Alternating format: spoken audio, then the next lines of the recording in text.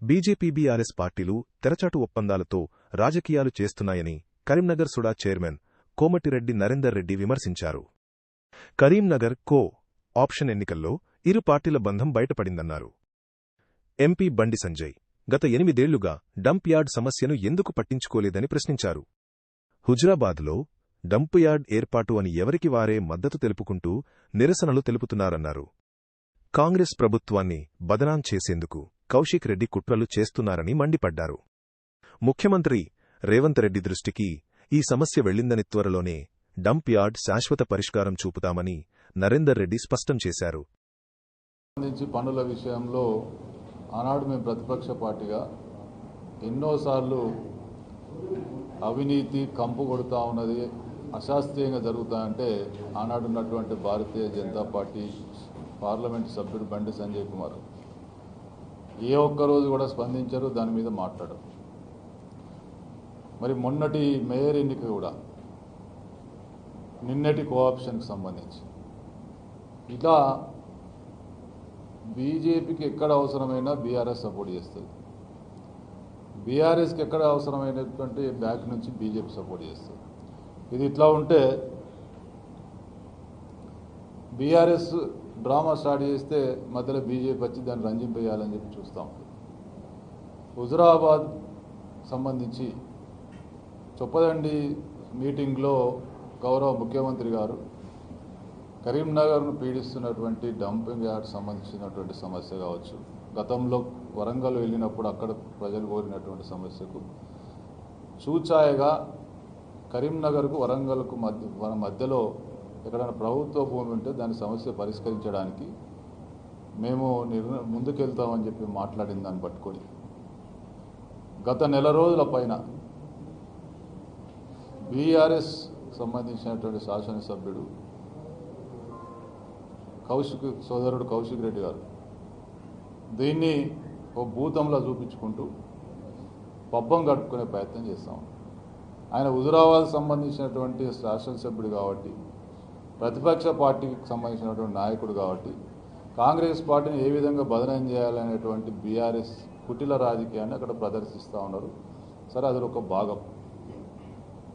గౌరవమైనటువంటి శాసనసభ్యుడిగా ఉన్నటువంటి కౌశిక్ రెడ్డి గారు అసలు వాస్తవాలు ఏంది, డంపింగ్ యార్డ్కి అక్కడ ఎక్కడ పెట్టాలనుకున్నారు, పెడితే దానివల్ల ఎటువంటి ఇబ్బంది కలుగుతుంది అనే దాన్ని ఒక బాధ్యత గల పదవిలో ఉన్నటువంటి వారు దాని మీద పూర్తి స్థాయిలో మరి పరిశీలన చేయాల్సినటువంటి అవసరం ఉంటుంది. ప్రభుత్వం ఉన్నటువంటి పెద్దలతో మాట్లాడాల్సిన అవసరం ఉంటుంది. ఇవన్నీ లేకుండా మరి ఏ విధంగా కాంగ్రెస్ పార్టీని ప్రభుత్వాన్ని బదనం చేయాలనేటువంటి ఒక నెపం పెట్టుకొని ఆడ రకరకాలైనటువంటి విన్యాసాలు చేస్తూ ఉన్నాం. మరి దాన్ని సరే ఆయన అంటే హుజురాబాద్ శాసనసభ్యుడు, ఆయన కరీంనగర్కి సంబంధం లేకపోవచ్చు. పార్లమెంటు సభ్యుడు కేంద్ర సహాయ మంత్రి బండి సంజయ్ కుమార్ గారు కరీంనగర్ ప్రజలకు పార్లమెంటు సభ్యుడు, హుజురాబాద్ ప్రజలకు పార్లమెంటు సభ్యుడు. ఆయన కేంద్రంలో అధికార పార్టీకి సంబంధించినటువంటి హోంశాఖ సహాయ మంత్రి. గతంలో స్మార్ట్ సిటీ మొత్తం కరీంనగర్ స్మార్ట్ సిటీ పనులన్నీ 100 కోట్ల పనులు కేవలం భారతీయ జనతా పార్టీతోటే జరిగినట్టు,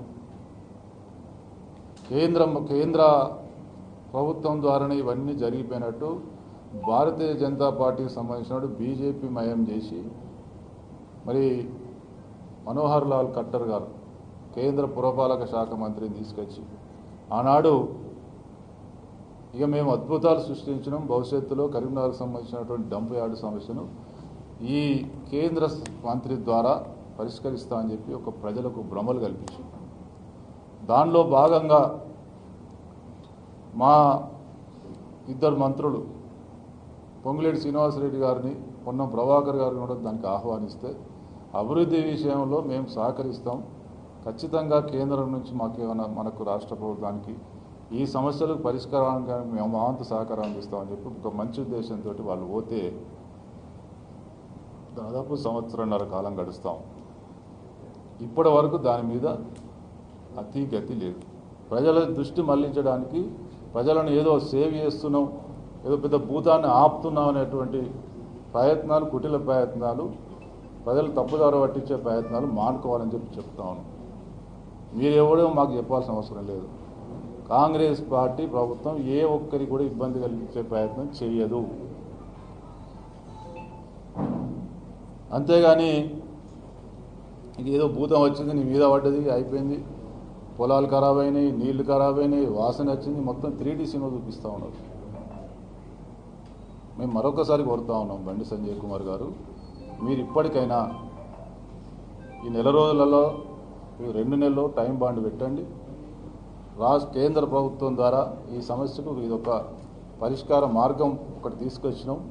ఇన్ని నిధులు తీసుకొచ్చే ప్రయత్నం చేస్తూ ఉన్నా.